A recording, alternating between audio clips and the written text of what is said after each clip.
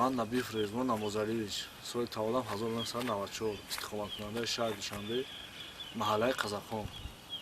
Соли 2012 Мулло Раҳмат моро ба фиреб найранг моро ҳизби Наҳдати Исломда аъзо карданд ва дар ин нотиҷаҳо бисёри ҷавонон кушта шуданд, бисёри ҷавононро фиреб карданд ба мақсаде ки пул метиҳем меметиҳем гуфта фиреб карданд.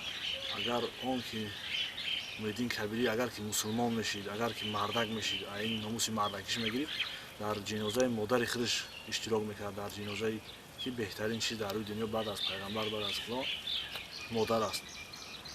Ва мо дар ин ҷо ҳозир дорем, инҷо бояд бандиса мешид, бандисаи инфексионӣ. Инҷоро Муҳиддин Кабирӣ забт карда гирифт. Агар инҷо бандиса мешид, мумкин ки бисёри беморҳо шифо меёфт, мумкин ки бисёри беморӣ ки айни ҳоли ин бемории коронавирус ки рафта истодааст, мақсад бисёри одамо бо шифо меёфт. Не ки ин ҳаромӣ гирифт, ин маҳкамаш кард, мефурӯхт, мерафт, бо пула мехӯрд, мерафт, фикри дига одаморо намекард.